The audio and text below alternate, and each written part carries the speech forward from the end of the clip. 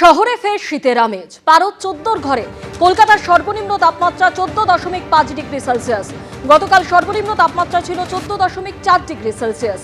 প্রায় 14 দিন পর গতকাল তাপমাত্রা নেমেছিল 14 ঘরে। গত 24শে জানুয়ারি 14 ঘরে ছিল কলকাতার তাপমাত্রা। দক্ষিণবঙ্গের জেলাগুলিতেও শীতের আমেজ। পশ্চিমের জেলাগুলিতে তাপমাত্রা 11 থেকে 13 ডিগ্রির মধ্যে।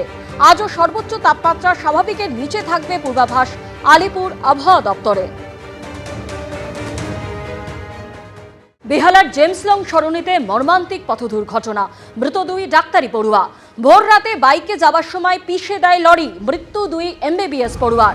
মৃত 2 জন জোকা ইএসআই হাসপাতালের এমবিবিএস পড়ুয়া। গতকাল রাতে খাওয়া দাওয়া করতে 2টি বাইকে বেরোয় কয়েকজন পড়ুয়া। ভোর 3:30 নাগাদ হোস্টেলে ফেরার সময় 2টি বাইককে পিষে দেয় লরি। সিসি ক্যামেরায় ধরা পড়েছে দুর্ঘটনার হাড় হিম করা ছবি। মৃতদের একজনের বাড়ি ভাঙড়ে, অন্যজন হরিদেবপুরের বাসিন্দা। ঠাকুরপুকুরে দুর্ঘটনা, মৃত্যু হলো 2 এমবিবিএস পড়ুয়ার।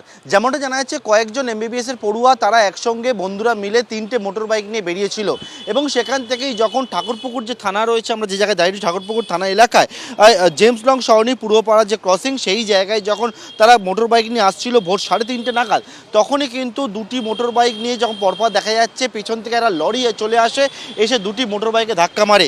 তাতে 3rd ইয়ারে 2 এমবিবিএস পড়ুয়ার মৃত্যুর ঘটনা ঘটেছে এবং ঘাতক লরিটি পলাতক অবস্থা রয়েছে। পুলিশ গোটা ঘটনা তদন্ত শুরু করেছে। সিসি ক্যামেরা বন্দী হয়েছে গোটা দুর্ঘটনার বিষয়টি। এবং যেমনটা জানা যাচ্ছে, কয়েকজন বন্ধুরা মিলে একেবারে জোকা ইএসআই হাসপাতাল থেকে তারা বেরিয়েছিল খাওয়া দাওয়া করার জন্য এবং তারপর ভোর রাত্রে যখন তারা মোটর বাইক নিয়ে ফিরছিল তখনই ঘটে এই ভয়াবহ দুর্ঘটনা। ক্যামেরা দীপ্তনু চক্রবর্তীর সঙ্গে পার্থপ্রতিম ঘোষ, এবিপি আনন্দ, কলকাতা। মৃত 2 জন জোকা ইএসআই হাসপাতালের এমবিবিএস পড়ুয়া। প্রাথমিকভাবে যে খবর পাওয়া যাচ্ছে যে গতকাল রাতে খাওয়া দাওয়া করতে 2টি বাইকে বেরোয় কয়েকজন পড়ুয়া। ভোর 3:30 নাগাদ হোস্টেলে ফেরার সময় 2টি বাইককে পিষে দেয় লরি। সিসি ক্যামেরায় ধরা পড়েছে দুর্ঘটনার হাড় হিম করা সেই ছবি। রোডে নাকি সামথিং কিছু দুর্ঘটনার কারণে অ্যাক্সিডেন্টটা হয়। এবার আমরা তো স্পেসিফিক্যালি জানতাম না কী হয়েছে। সো ফায়ার্সকে আমি কল করি, বাট দেখি না, ওর ফোনে কেউ কল তুলছে না। ফার্স্টে কল যাচ্ছিলো, তারপরে 3:30-4টার পর থেকে ফোনটা মেবি এখানে জমা নিয়েছিল, যেন সুইচ অফ হয়ে গেছিলো, আমরা কিছু জানতে পারিনি।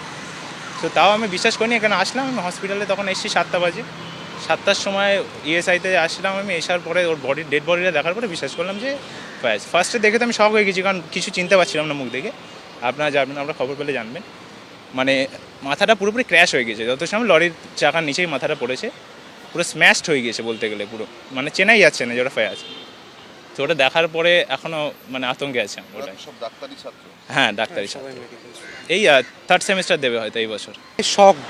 আমার তো মনে হয় সিসিটিভিটা একবার চেক করা উচিত, যে লরিটা কি আদৌ ওভার স্পিডিং করে আসছিল নাকি একটু দেখে ইচ্ছা করে গেল, হোয়াট এভার। যাই হোক, আমার মতে সিসিটিভি যদি কোনো থেকে থাকে ফুটেজটা একবার চেক করা উচিত। আর বাইকের স্পিডের ওপরেও একটা কোশ্চেন আসছে। তবে যতটুকু শোনা গেছে বাইকের স্পিড 35-40 এরকম ছিল, হয়তো ওটা ওভার স্পিডিং করছিল। স্টিল লরি কীভাবে কী গেছে সেটা একবার দেখা উচিত আমার মনে হয়। এবিপি আনন্দ, এগিয়ে থাকে, এগিয়ে রাখে।